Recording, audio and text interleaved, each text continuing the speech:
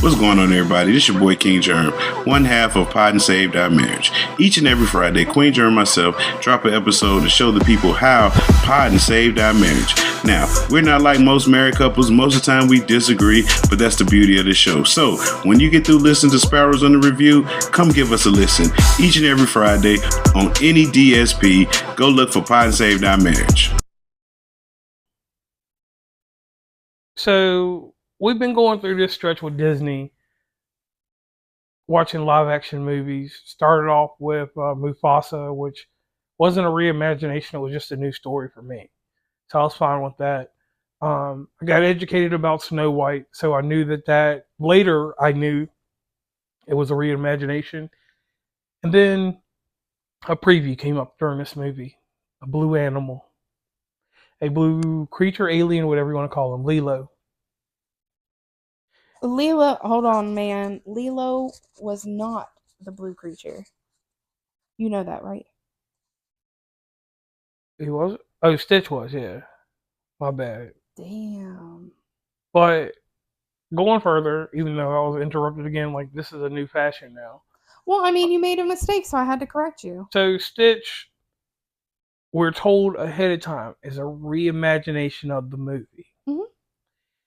And we have the glorious experience of being able to watch movies with our parents. Yeah. In this movie, because Stacey's mom has had neck surgery, I knew that she would watch us.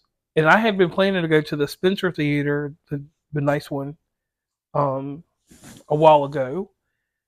And somehow, some way, the movie didn't stay in theaters as long as I thought it would. I mean, it set whatever box office records it did. But it didn't stay unavailable to you that long. Right. So I guess the best way to say it. Right. So we got this movie. We watched it. This is not normal for us, huh? Right. We watched it normal streaming service on TV, paying for it, video on demand. And, I'm watching this. In the first few seconds of it, I'm like, in my head, wow. This is how a live-action Disney movie, with the exception of Aladdin, because I've never seen that, and never seen the live-action version. I'm like, I've seen Lion King and all that now. I'm like, this is how all these movies should have been done. It's still not better than Mufasa, but I'm like, whoa. Well, I mean, I think you enjoyed Mufasa so much because it was new. But I agree with you. We did Mufasa and then Snow White. I didn't hate Snow White once I understood Snow White. And like you said, we went into Lilo and Stitch knowing that it's the live action version, and it made more sense for what they needed to do.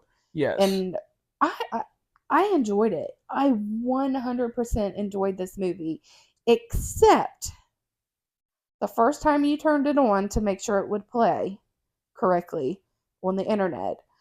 I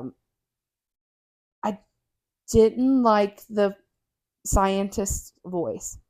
Right, the scientist's voice wasn't right. Right. To me, and like we always say, these are just our opinions. To me, listening to it, I'm just like, yeah, there's something off about this scientist. He didn't sound like a mad scientist. He didn't sound like the voice. Yeah. And I was expecting. And two things on that one, and one on the CIA agent. I will have to clarify later. It'll be something I put in the show notes. I know that Ving Rhames has passed away. Okay. And he was the guy that was the voice of the operative. Of the CIA agent, Mr. Bubbles. Yeah, and he was a buff guy. Uh-huh. And if anybody doesn't know him but knows the movie Baby Boy, he is the guy that hooks up with Jodie's mama. Okay. And he's from Mission Impossible.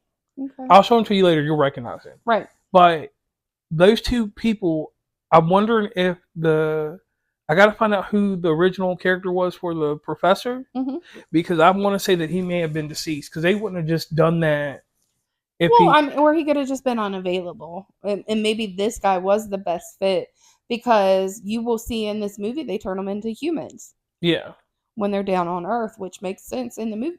To this movie. Right, and that's so he was probably the best person for that role. So kind of like other movies, you pick the best person, not necessarily what sounds or people think. Yeah, whatever's familiar, Yeah. just get something different. Right, which I get it, but that to me that was the only issue I had about the movie. Well, my only issue was with the head chaplain or leader type person. Mm-hmm. The coloration of that alien was not right.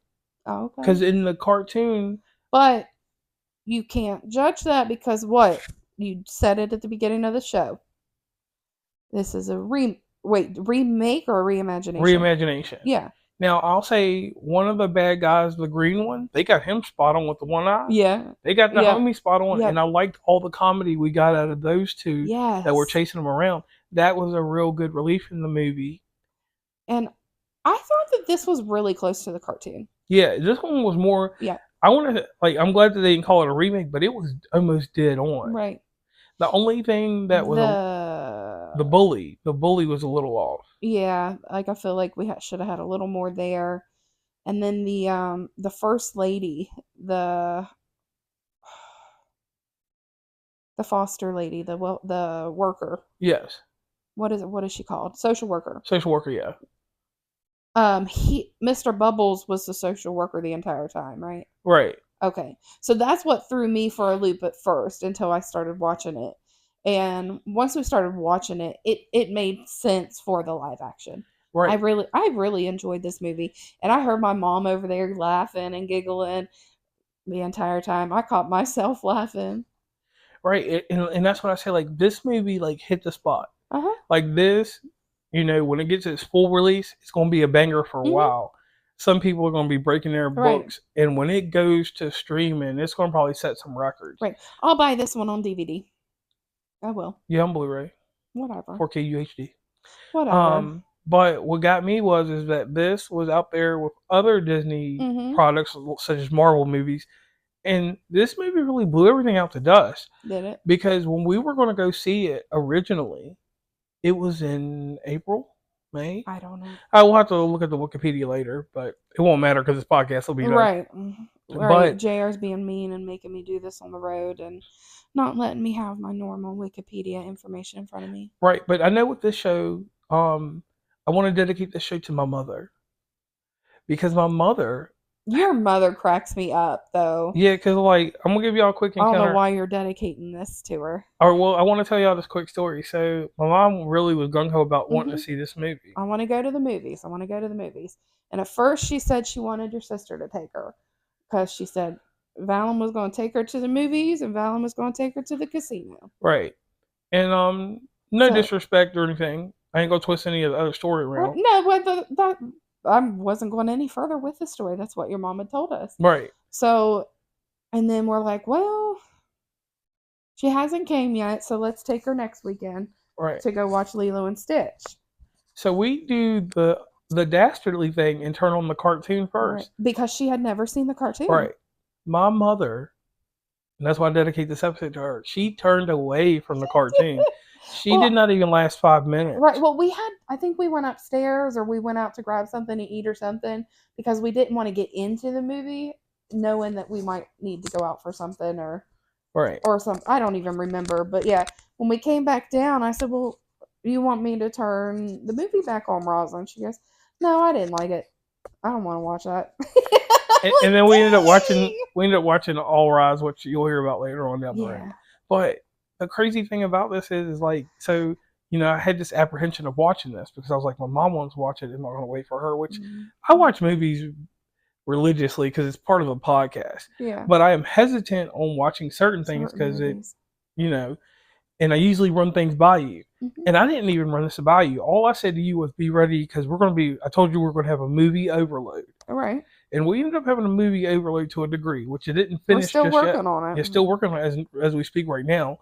But this movie, out of everything we've watched thus far in the last 2 months, blew me out of the wind. Yeah. It almost made me want to have a Lilo and Stitch video game. I'll probably have to go. The only ones that are around, like, because it's so old, are the original PlayStation. Okay. And maybe PlayStation 2. But nothing else out there. I got one of those over at my sister's. You got a PlayStation 3. I got a 2, 3, and 4. At her house? Or no, maybe I do have the 3 and 4 at her house. Yeah, we might have to go pick up the 3. Yeah. But in all, like, not going too far, because we didn't even hit 10 minutes on this one. Well, I mean, it's still new and fresh, and there's not a whole lot to go over with this. So it's more of giving our biggest takes on it and hoping you tune in next week. Right. So I want to say this, like, just in general for a Disney movie, because I always give disclaimers. You're not getting a disclaimer from me this time. Go in, if you haven't seen the Lilos and all that other stuff, you can watch this and then watch the first Lilo and Stitch and do a comparison. Yeah. And when you do the comparison, you're going to see things that make sense, and you're going to see where this live action corrected a few mistakes of the original. Yeah. Because, like you said, that one part about them aliens being human made so much sense and made. I mean, I know this is fantasy, Right. but it gave a realistic aspect. Like, hey, we can turn our dial and become humans. Right. And then they like the pleasures of being human. And those are the things that I look for in a movie. Like, give me amazing character development in 32 seconds. Give me the realisticness along with the fantasy. Along with the fantasy, yeah. And I thoroughly enjoyed it. Will this movie go into my classics? It's going to go up there with Mufasa. If I could ever sit down and watch Wicked or whatever it's called, I want to see these two go head to head. Someone to compare these, because those are two strong as family type movies or teeny bop movies that everybody's watching. I just, like, me personally, and it didn't have that much singing. That's what I appreciated. Like, give me action, give me comedy. It didn't have any singing, right? Yes, it did, with the ukulele. Oh, well, that wasn't even. I wouldn't even consider that a musical type singing. Okay, well, they had a sing along.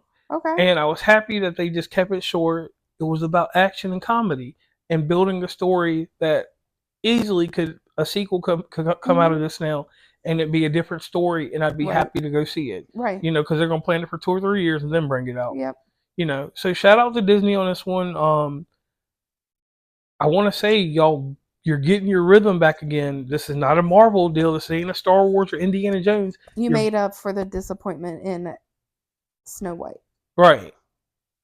And no politics, no craziness involved. Just a straight movie that a family can watch. And that's the hardest thing to provide, that everybody in your family can sit down and watch this. Right. And that's the hardest thing for me to tell somebody when I'm reviewing movies. I can't always put a stamp on something that everybody can sit down and watch. Right. I get it. Yeah. But anyways, we want to thank everybody for tuning in. Don't forget to hit the like button. Head on over to Facebook and Instagram and give us a follow. And if you don't mind, or if you want to, leave a comment below on what you thought of the episode and what you want to hear next week.